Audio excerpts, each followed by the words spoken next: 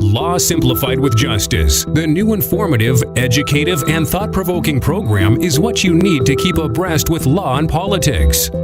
This exciting and truly refreshing program is anchored by Justice Maduforo, a solicitor. Ladies and gentlemen, it's been a soul-searching discussion here with my colleague. We've been dissecting sole responsibility under the immigration rule, those under 18 and those above 18 years of age as well. Law Simplified with Justice understands that law is a powerful driver to human behavior.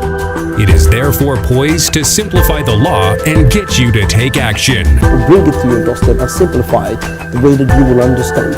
Contact Justice by calling 07931 727 597 or email lawsimplifiedwithjustice@yahoo.co.uk. Law Simplified with Justice, bringing the best to the audience.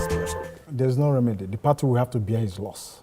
Yes, because that's why you are required to have a written contract. Right. Because you don't supply goods on the belief that there will be a contract, or on the belief because you've been supplying the goods. Ongoing oral contract? But no, it's not ongoing oral contract. If you have a term of contract for you to say, supply me goods over a period of 2 years, right, I'm pretty sure there must have been an invoice or some sort of documentation, even if there's no written express terms. That deals in the higher. Yeah, that is, yeah, exactly. Right. So if you supply goods, or if you order goods on the belief that you supply the goods, yeah, that's wrong there. Yes. Right. Okay. Ladies and gentlemen, you've heard it now. You know, it's important that you synchronize exactly what you're doing in terms of whether or not you want to rely on the oral contract. You want to, draft a proper contract to safeguard your business and yourself in the future, in terms of damages, in terms of profit, in terms of your overall interests of your business. It's important that you engage. You can see that you will run into difficulties if you have run through that mutual understanding within this party, and after a long time, and the other party, events may crop up, and the other party decides to say, I think we'll give up with what we're doing. In that case, you have projected in the open where you have no formal agreement to consolidate your projection. In that case, you have a problem with that. So what we're dealing with here is for you to seek proper advice, get your contract worked out. Even if you want to do it yourself, you may have to still, it's a technical area, so that it can be, your interest will be covered, not only the present, into the future as well. Now, we've been discussing commercial contract now. You were mentioning of liquidated damages, because this is very important in commercial contracts. Yes. Where does liquidated damages comes in here?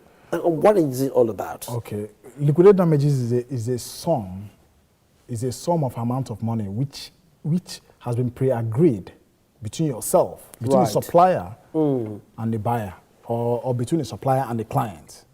So it's a pre-estimate of an amount to be paid if you delay the completion of the contract. Right. For example, if I give you a contract to supply me goods and I want them in 10 weeks' time, and I will say, if you don't supply in 10 weeks' time, for every week that you delay the contract, I will charge you 1% per week. Right. Up to a maximum of maybe 10% of the contract price. So for that period, that 1% up to the maximum of 10% of the contract price is what we call liquidated damages. Right. To protect the employer or the client from the contractor's delay in performance of the goods. Right. So it's all about specific performance here. Yes. So once that specific performance is delayed, and must the other party suffer damage first before that could come in? No. It's clear, it's agreed. That's why it's called pre-estimated agreed sum. Right, right. You agree it before the contract is signed. Right, so the other party don't need to suffer damage first. No, you don't need to suffer damage because once that delay, that specific performance has been delayed, yes, then this percent, this other party is entitled to it. Exactly. That's a wonderful, clause in the contract. Yeah, it's to protect the client from delays, because you find out in most cases, subcontractors, when you subcontract work to them, they leave it and just go away. Right. So they delay the contract. So in order for the client to protect himself or herself for the performance of the contract, you need to insert such liquidate damages into the contract. That also brings back to what we're discussing here. Assuming this person who's DAY in the contract Yes. don't understand what liquidate damages means and wouldn't put it as part of the contract.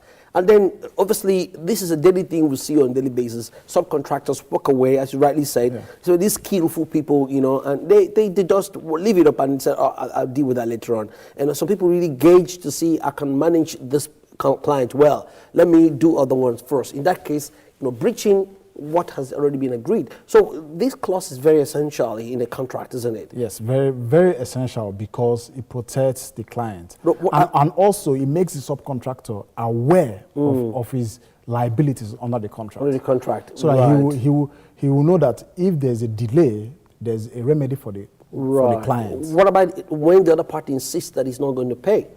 Or because that money has been set aside already. Yes. It's already been set aside. Then who's in control of that money? No, the money has not been set aside. No. The money is just as written down. As written down to agreement. Yeah. Now, the question I was coming there is that at that point, that specific performance or that performance has not been delayed. Yes. And the other party is entitled to this percentage. Now, the question will be, what if the other party refuses to carry on to pay that agreed sum or that agreed percentage? That would be what would be the next step of the other party to take? That would be a breach of contract. That amounts to a breach of contract, yes. Of which the other party can now apply all the steps required under the contract to remedy the breach. Right. What are the steps that need to be put in the contract in terms of dealing with breaches? Okay, when you have breaches, it depends on the type of breach. Yes. If it's a material breach is fundamental to the main contract. It goes to the root of the contract. Right. That means the contract cannot be performed again. So you have different steps. Firstly, you need to notify the party breaching the contract that there's a breach here. Right. And give the party an ample opportunity to rectify the breach. Then after that ample opportunity has expired, if the party is still in breach, then you have the right to suspend the contract. Right. During the suspension period, you also negotiate with the subcontractor or whoever it is to go back to the contract to see whether he will remedy the breach. But at that point, if there's no remedy to the breach, you have no other alternative but to terminate the contract. Right. And when you terminate the contract, you can now claim damages for the contract.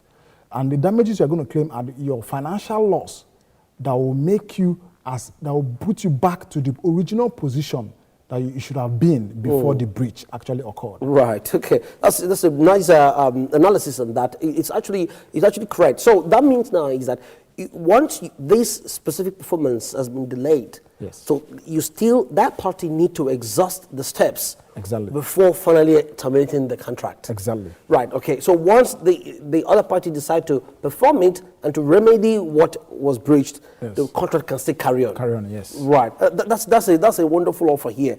And at that time when these breaches occurred, up to the point where the other party decides to remedy it, the question now would be, can they still continue to do business? Because we're talking about one contract, one aspect of the clause has not been breached. Now, it's an ongoing business relationship. Now, will other arm or section or sectors of the business carry on while they carry on to remedy this part of it?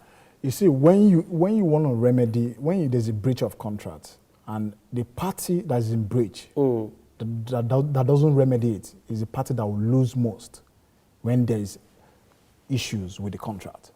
So as a party in breach, you are advised to remedy the breach and continue the performance of the contract. Right. It's advisable because at the end, what will happen if you don't remedy the breach and if you don't continue the contract is that the client will take the liquidated damages from yourself, right, and sue you for damages itself.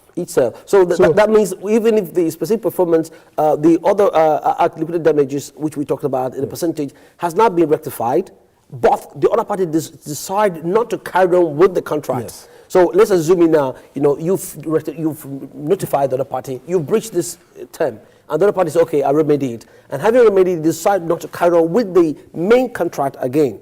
Now, that's the damages you are entitled to claim damages for the overall business loss. Exactly. That's if you decide not to carry on with the contract, that's a failure to perform. Right, yeah, right. Which is an actual breach of the contract. Right. Yes. Right, it's quite a very educative information here we're getting. Liquidated damages are very important to insert in your contract. What contract are you executing? Are you going into contract with other companies? Are you also engaging to supply goods or services? Are you also want to purchase a building? Or you want to lease a building from the landlord? These are the contracts you were looking at here. They all need to be well prepared, because anything goes wrong, you'll be at loss. So it's important that you seek proper legal advice when you are drafting this contract, because it might be that your interest has not been protected, or you may have drafted this contract not knowing specific clauses that need to go into that contract to protect you and give you peace of mind at any time this contract is breached at any time, because contracts are susceptible to breaches. Yes. It's likelihood that people breach contracts, isn't it? On a regular basis. On a regular basis, yeah. right. And once that occurs, that's always a problem. There's always a problem, yes. Now, talk us through about payment in terms of payment, in contracts, because this is another aspect of payment in a contract. Most people say, I'll pay you at the end of the month, like for instance, tenancy agreement, which we all see. They say, I'll pay you £500 every month as a so date. Now, this is payment clause that comes in there. In a commercial contract, now, where does payment comes in, and what are the effects and the adverse and benefits of a certain payment clause? Law Simplified with Justice, the new informative, educative, and thought-provoking program is what you need to keep abreast with law and politics. This exciting and truly refreshing program is anchored by Justice Maduforo, a solicitor. Ladies and gentlemen, it's been a soul-searching discussion here with my colleague.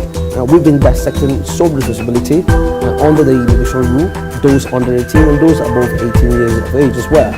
Law Simplified with Justice understands that law is a powerful driver to human behavior.